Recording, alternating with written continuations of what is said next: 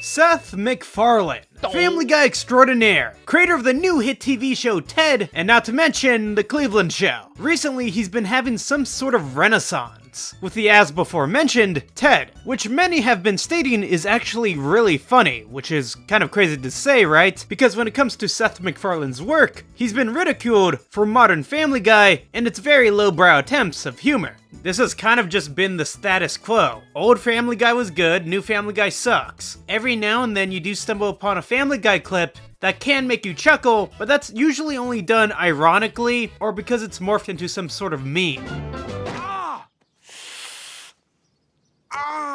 For a long time, Seth MacFarlane's reputation was that he was the guy who made Family Guy. Henceforth, he's unfunny because Family Guy is unfunny, right? At least that's what many audiences suggested. But here's the crazy thing most people don't know. For one, you should subscribe to Zeepsterd and like this video if you enjoy it. But for another, Seth MacFarlane hasn't written for an episode of Family Guy since 2005. He has much less of an impact on the show than most would think. It's not to say he doesn't have influence on the show, however. I mean, he definitely has. It's still stout around his humor. But as an executive, he's more in the background doing voices for Peter, Stewie, and Brian, which makes the release of Ted very consequential when it comes to his reputation. What is Ted's New Year's resolution? You know, I want to travel more, because I've been meaning to visit your mother's bedroom. As someone who's seen a couple episodes, it's actually really funny. I think if we all just take a couple of deep breaths here and just try to... Fuck! All these clips are bringing up a question on everyone's minds. Is Seth MacFarlane actually funny? It's crazy, right? Who would have thought? But there is a reason why Seth has made it this far in his career. Seth was only 25 years old when Family Guy premiered. That's what we're hoping is it'll be the kind of show where you can tune in and you won't know what to expect. Family Guy is about the life of the Griffin clan. They're coming from such radically different directions, each one of them. Seth's producing style is hands-on. He writes show scripts and voices 3 of the main characters. Lois, it's time you started living like the piece of Schmidt you are. At the time, he was the youngest executive producer for an animated TV show ever. I would argue that someone who wasn't talented or even funny wouldn't be able to do this. With this in mind, I would also continue to back up Seth by stating that the first few seasons of Family Guy were fantastic.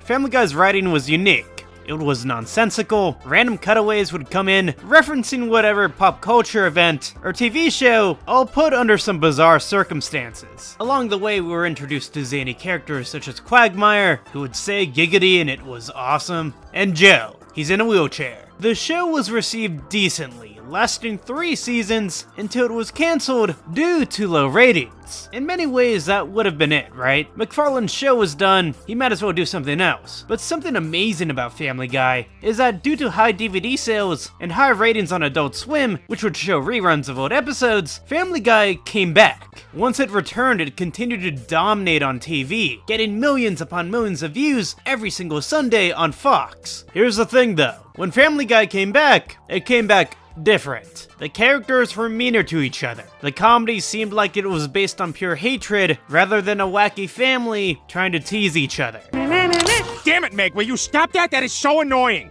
Oh, that was annoying? What about your stupid, obnoxious humming? Meg, don't talk to your father like that. Yeah, shut up, Meg. The amount of cutaway gags that would appear in every single episode increased. References to whatever random TV show or whatever random celebrity that was topical at the time also increased. And instead of it being charming, it was more so insulting. Don't get me wrong, when I was a kid in elementary school, I thought Family Guy was awesome still. But as for the people who worked in the cartoon industry, they didn't think so. Such was the case with Matt and Trey Parker, the creators of South Park, the kings of hating Family Guy, and by proxy, Seth MacFarlane. I just want to say for the record right now, like, we've seen Family Guy, we do hate it. We do hate Family Guy, and we just don't respect it in terms of writing. That's probably the best way to put it. Funny enough, Seth MacFarlane actually had a response to that. What about South Park? They can go to hell. They don't like the way the show is set up. It's the cutaways specifically that they really, I guess, don't think are... They don't see that as a legitimate form of comedy. And The cutaways? Yeah.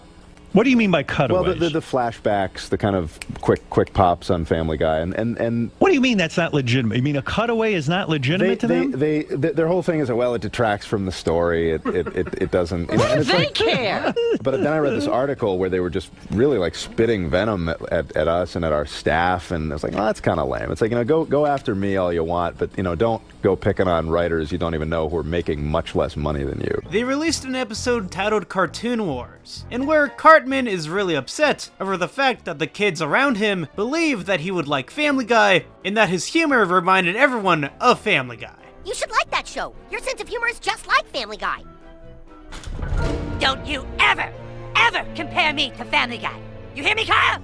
Compare me to Family Guy again, and so help me, I will kill you where you stand. This is of course commentary by the South Park creators themselves, whom utterly hated Family Guy, who hated their cutaway jokes, and hated gags in general. Cartman even goes as far to travel all the way to Los Angeles to have a word with the writers, only to see that the writers are actually all manatees pushing balls into chambers in order to make up the next cutaway joke. I keep putting emphasis on this, but they absolutely hated Seth. And this hatred continued for years. Over time, Seth was exclusively attached to Family Guy. That was until the movie Ted. The first Ted, released in 2012, is actually a fairly solid film. I was 12 when I first watched it, the best age to watch this movie, and even to this day, some jokes still land. It kinda does suffer from Family Guyism, and I mean that in the way that it really relies on pop culture references.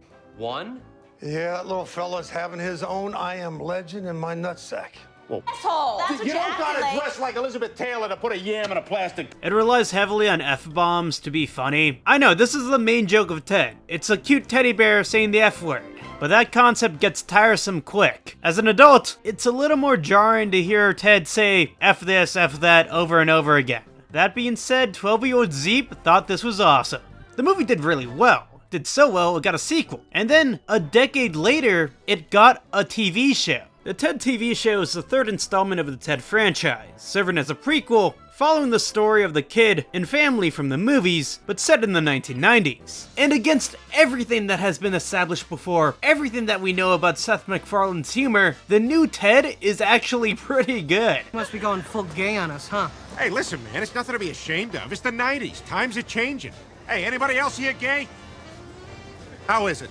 It's great. It's the fucking tits. It's kind of crazy because it's been like 13 years since the first movie has come out, and no one is really thinking about Ted, but all of a sudden, now everyone's on the Ted train. The show works way better as a family sitcom rather than a raunchy movie. I think what works well here is the fundamental core of the relationship between Ted and John. That was like the best part of the movie, and to see it brought to a higher degree in the TV show really shows that Seth MacFarlane knew what the audience loved about these movies. I think what works well for Ted, the television series, is that it's set in 1993. I think it focuses on characters and the jokes way more, rather than whatever pop culture reference that was happening in the current day. Don't get me wrong, there are pop culture references, but it's actually something you would recognize, rather than some obscure reference that you would only understand if you watched the first Ted movie in 2012. Like it's retrospecting on 1993. It references the actual consequential pop culture events rather than some obscure celebrity no one cares about anymore. All of this greatness coming from the show, of it being actually super funny, all really boils down to this. Everyone likes Seth MacFarlane again. I mean, you could argue this started around a year ago when he featured in a Logic song and his singing was like super goated, and it is, Seth MacFarlane is a fantastic singer. But what I'm trying to say here is that there seems to have been a shift when it comes to his status as a creator. There's much more respect towards him rather than just the guy who created Family Guy. Sure, he created other things such as the Orville, but I would argue that the Orville didn't receive as much critical acclaim as Ted has been receiving. I would state that following Ted's release, Seth MacFarlane's recognition as a hard worker has been fully noticed. I mean, the dude's a voice actor for multiple characters on different shows, he makes albums, is now a director for his own television series. Crazy to see his recognition hasn't happened until now, and this previous negativity towards him as an artist can all be attributed due to the reputation of Family Guy. In the past few years, however, Family Guy's reputation has become more ironic as well. Instead of being just a bad show, as most people would view it as, it also became ironically funny. Like, think about this. Over the past few years, a couple Family Guy clips have become viral memes. Whether it be Peter falling down and scraping his knee, Carter Peterschmidt dancing, walking, and rearranging furniture, or even them just singing Maroon 5 Memories, or doing a cover of Glock in My Rari. I mean, I would argue that for most people watching these clips, there's a good hint of irony. It's like, oh, it's Peter Griffin, he's like the meme character from that bad show that isn't funny, right? Oh, I could play as him in Fortnite, which, albeit is awesome, but people care because it's Peter Griffin. You don't see the same fanfare when they add, say, Fry from Futurama in Fortnite. Peter Griffin is more of a funnier character to make fun of. While Fry has had vulnerable moments throughout the entirety of Futurama that many audience members could relate to, how many audience members truly relate to Peter Griffin? Family Guy doesn't really provide any emotional punch, which would credit the creator of Family Guy to receive praise. That's why I would say people didn't take Seth so seriously when it came to his career. People viewed him as the creator of such a lowbrow show. And although Ted, it isn't really fine art, it's still a genuinely good show. There is heart here, especially when it comes to the family. For example, Ted cares about the mom in the family. When she gets made fun of by a girl in the class while she's trying to teach, Ted unleashes on that girl, because he cares. That's something that went missing in Family Guy a long time ago. The family stopped caring about each other. When Seth MacFarlane was more hands-on in the earlier seasons, Meg wasn't a punching bag, Peter was more of a family man, and the family seemed to genuinely care about each other. Now in recent seasons of Family Guy, it's very cynical. Everyone seems to basically hate each other.